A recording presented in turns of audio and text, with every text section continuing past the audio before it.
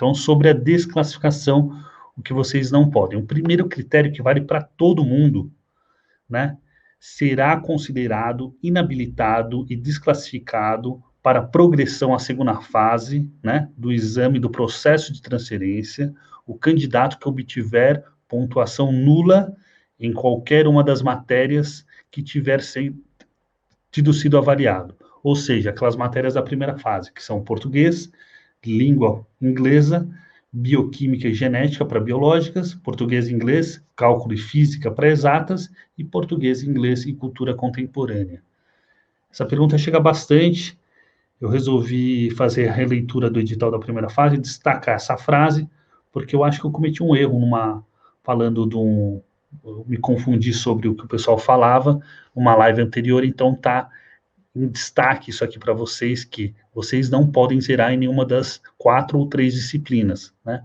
Pessoal, o risco que vocês correm é mais na disciplina de língua inglesa, porque elas são só 12 questões, então as pessoas perguntam isso, aquelas pessoas que não têm alguma habilidade com o inglês, e acabam perguntando isso, se pode zerar em alguma das questões. Não pode, tá?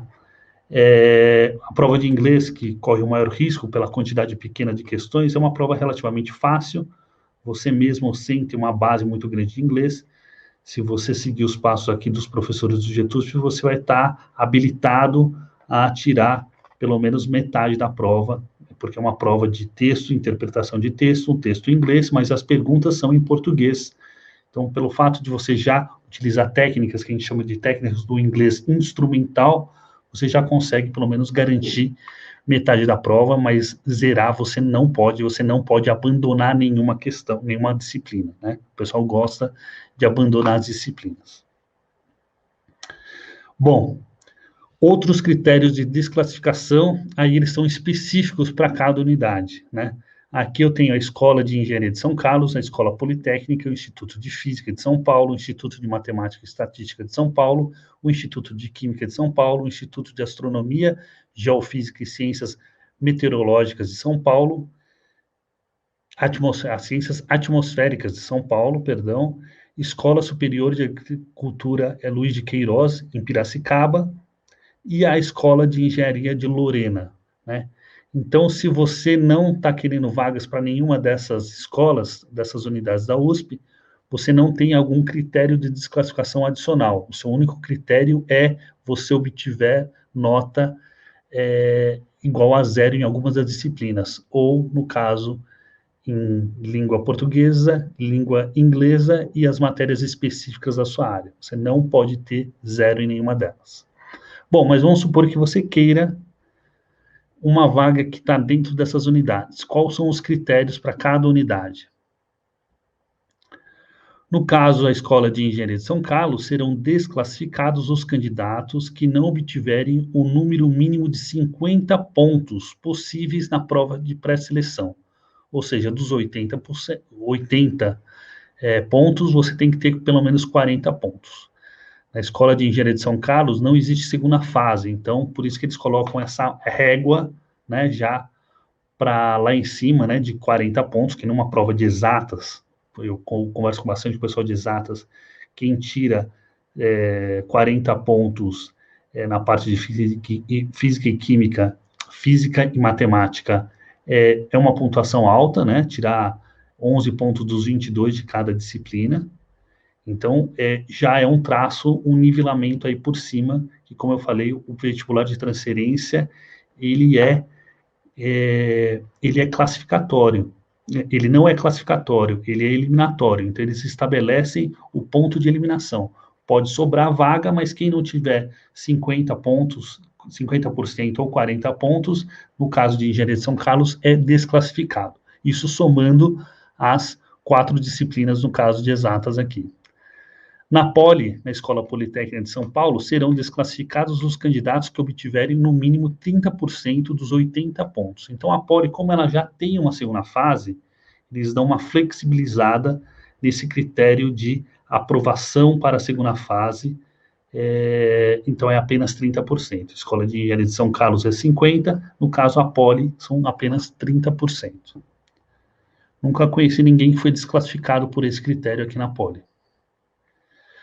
O Instituto de Física serão desclassificados os candidatos que não obtiverem no mínimo 40 pontos do total de pontos possíveis das provas de matemática e física.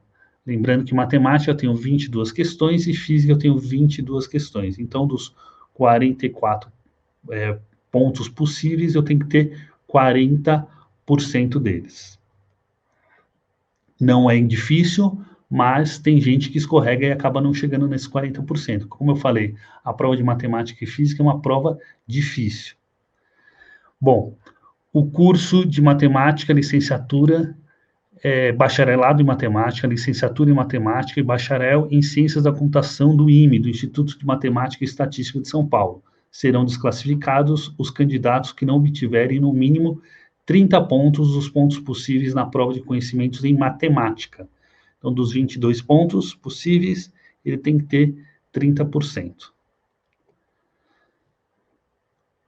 Bom, bacharel e licenciatura em Química do Instituto de Física de São Paulo serão desclassificados os candidatos que não obtiverem no mínimo 40 pontos possíveis da prova de pré-seleção, ou seja, do conjunto todo das 80 questões.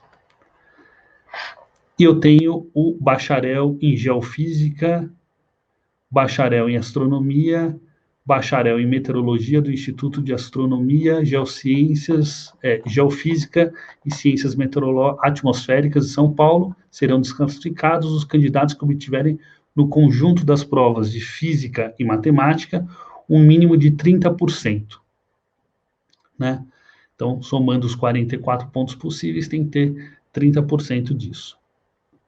No caso da Exalc, de Piracicaba, se desclassificam os candidatos que não obtiverem no mínimo de 40% dos pontos possíveis da prova de pré-seleção.